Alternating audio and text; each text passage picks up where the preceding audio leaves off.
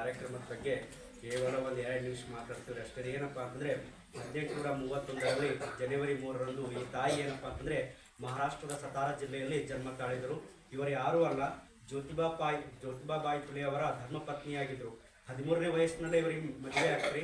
ಇವರು ಮಹಾರಾಷ್ಟ್ರದಲ್ಲಿ ಇವರು ಹುಟ್ಟುತ್ತೇನಪ್ಪ ಅಂದರೆ 13 ವಯಸ್ಸಿನಲ್ಲಿ ಶಾಲೆ ಕಲ್ತಿರಲಿಲ್ಲ. ತನ್ನ ಗಂಡನ ಕೈಯಲ್ಲಿ ಏನಪ್ಪ ಅಂದರೆ ಶಿಕ್ಷಣ ಪಡೆದುಕೊಂಡು ನಾನೇ ಕಲ್ತೀನಂದರೆ ನನ್ನ ಸುತ್ತಮುತ್ತಲಿರುವ ಹೆಣ್ಣು ಮಕ್ಕಳಿಗೆ ಕಲಿಸೋದಾಯಿತು ಅಂತ ಅವಾಗ ಕಲಿಸಿದ್ರೆ ಬಾಲ್ಯವ ನಿಯಂತ್ರಣ ಆಗ್ತದೆ, ಎಲ್ಲನೂ ನಾವು ತಡೆಗಟ್ಟಬಹುದು ಅನ್ನೋ ಒಂದು ತಲೆಯಲ್ಲಿ ಒಂದು ವಿಚಾರ ಹೊಳಿತು. ಆ ಒಂದು ನೆನಪಿಗಾಗಿ ಅವ್ರು ಏನು ಮಾಡಿದ್ರಿ, ತನ್ನ ಊರಲ್ಲೇ ಏನಪ್ಪ ಅಂದರೆ ಹೆಣ್ಮಕ್ಳಿಗೆ ಏನಪ್ಪ ಪಾಠ ಹೇಳೋ ಸ್ಟಾರ್ಟ್ ಮಾಡಿದ್ರಿ.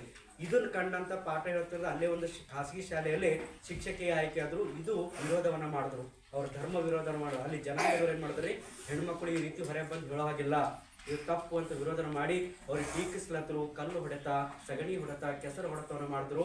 ಇದೆಲ್ಲ ಸಹಿಸ್ಕೊಂಡಂತ ಮಾತೆಯವರು ಏನಪ್ಪ ಅಂತಂದರೆ ಅವೆಲ್ಲರೂ ಸ್ವೀಕಾರ ಯಾವ ರೀತಿ ಮಾಡಿದ್ರು ಅಂದರೆ, ತನ್ನ ಮೈಮೇಲೆ ಬೀಳ್ತಿರುವಂಥ ಸಗಣಿಯ ಒಂದು ಕೆಸರು ಬೀಳ್ತಿದ್ರೆ ಹೂವಿನ ಒಂದು ಹಾರ ಬೀಳ್ತದೆ, ಹೂಗಳು ಬೀಳ್ತದೆ ನನ್ನ ಮೇಲೆ ಅಂತ ತಿಳ್ಕೊಂಡು ಸ್ವೀಕಾರ ಮಾಡಿ ಯಾರಿಗೇನು ಅಲ್ಲದೆ ಅದು ಒಂದು ನೆನಪಿಗೆ ಏನಪ್ಪ ಅಂದರೆ ಬ್ಯಾಗಿನ ಒಂದು ಸೀರೆಯನ್ನು ಇಟ್ಕೊಂಡು ಹೋಗ್ತಿದ್ದಾರೆ.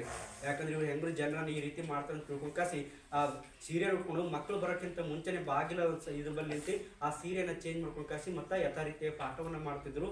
ಇದೇ ರೀತಿ ಪಾಠ ಮಾಡ್ತಿದ್ದು ಇದೊಂದು ನೋಡಿ ಕಾಸಿ ಇವ್ರು ಇದೇ ರೀತಿಯನ್ನ ಬೋಧನೆಯನ್ನು ಮುಂದುವರಿಸಿ 18 ಶಾಲೆಗಳನ್ನು ಭಾರತದಲ್ಲೇ ಓಪನ್ ಮಾಡಿದ್ರಿ. ಅಂದರೆ 18 ಶಾಲೆಗಳನ್ನ ಏನು ಮಾಡಿದ್ರು, ಓಪನ್ ಮಾಡಿ ಕಾಸಿ ಹೆಣ್ಮಕ್ಳಿಗೆ ಶಿಕ್ಷಣ ಕೊಡ್ತಾ ಅವರು ಬ್ರಿಟಿಷ್ ವ್ಯಕ್ತಿಗಳಿರಂತೆ ಇಂಡಿಯಾಸ್ ಫಸ್ಟ್ ಲೇಡಿ ಟೀಚರ್ ಅನ್ನೋ ಬಿರುದನ್ನು ತಗೊಂಡ್ರಿ. ಇವ್ರದ್ದು ಇತಿಹಾಸ ಭಾಳ ಅದ್ರಿ. ಇವರು ಕಡು ಬಡತಲ್ಲಿ ಬಂದು ಕಾಸಿ ಹೆಣ್ಮಕ್ಳು ಯಾಕೆ ಕಲಿಬಾರ್ದು, ಹೆಣ್ಮಕ್ಳು ಯಾಕೆ ಉನ್ನತ ಸ್ಥಾನದಲ್ಲಿ ಹೋಗಬಾರ್ದು ಅನ್ನೋ ನಿರ್ಧಾರ ತಗೊಂಡು ಕಾಸಿ ಜ್ಯೋತಿಬಾ ಫುಲೆ ಅವರು ಗುಲಾಮಗಿರಿ ಅನ್ನೋ ಒಂದು ಇದು ಕೃತಿಲಿಂತ ಬರೆದಂಥ ಗುಲಾಮಗಿರಿಯಲ್ಲಿ ಭಾರತ ಯಾರ ಗುಲಾಮಗಿರಿ ಆಗಿದೆ ಅಂತ ತಿಳ್ಕೊಂಡು ಕಾಸಿ ಆ ಒಂದು ನೇತೃತ್ವದಲ್ಲಿ ಇವರು ಕೂಡ ಅವ್ರನ್ನ ಸಾಥ್ ಮಾಡ್ಕಾಸಿ ಏನಪ್ಪ ಅಂದರೆ ಭಾರತದಲ್ಲಿ ಹೆಣ್ಣು ಮಕ್ಕಳನ್ನು ಅಭಿವೃದ್ಧಿ ಹೊಂದಲಿ ಅನ್ನೋಕ್ಕೋಸ್ಕರ 18 ಶಾಲೆಗಳ ಮುಖಾಂತರ ಬೋಧನೆಯನ್ನು ಸ್ಟಾರ್ಟ್ ಮಾಡಿದ್ರು.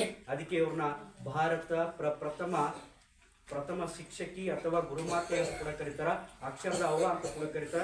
ಬಿರುದು ತಗೊಳ್ಕಸ ಬ್ರಿಟಿಷರ್ಲಿಂದ ತೊಗೊಂಡಂಥ ಬಿರುದನ್ನ ಈ ತಾಯಿ ಅಂದರೆ ಆ ಟೈಮ್ನಾಗೆ ತೊಗೊಂಡಂಥ ತಾಯಿ ಇಂದಿಯೂ ಕೂಡ ಅವರು ಏನಪ್ಪ ಅಂದರೆ ಎಲ್ಲರ ಮನಸ್ಸಿನಲ್ಲಿ ಸ್ಥಿರವಾಗಿ ಇವತ್ತು ಈ ರೀತಿ ಕುಂತು ಪಾಠ ಕೇಳ್ತಿರೋದಕ್ಕೆ ಕಾರಣ ಇವರೇ. ಇಲ್ಲಾಂದರೆ ಹೆಣ್ಮಕ್ಳು ಏನಂತಾರೆ, ಹೊರ ಹೋಗಬಾರ್ದು, ಏನೂ ಕೆಲಸ ಮಾಡಬಾರ್ದು, ಮನೆ ಕೆಲಸ ಅಷ್ಟು ಮಾಡಬೇಕು, ಹೆಚ್ಚು ಓದಬಾರ್ದು, ನಾಲೇಜೇ ಇಲ್ಲ, ಸುಮ್ಮನೆ ಯಾರು ಗಂಡಸ್ ಏನು ಹೇಳ್ತದೆ ಅಷ್ಟೇ ಕೇಳಬೇಕು, ಅದು ಒಂದಿತ್ರಿ. ಅದನ್ನ ನಿರ್ಮೂಲನೆ ಮಾಡಿಕಸಿ ಇವತ್ತು ರಾಷ್ಟ್ರಪತಿ ಹಿಡಿದು ಒಂದು ಕಸ ಹೊಡೆಯುವ ಒಂದು ಕೆಲಸ ಹಿಡ್ಕೊಂಡು ಕಾಸಿ ರಾಷ್ಟ್ರಪತಿ ಉನ್ನತ ಸ್ಥಾನವರೆಗೂ ಧೀರ ಮಹಿಳೆಗೆ ಭಾರತವನ್ನು ಆಳ್ತಿದ್ದಾರೆ.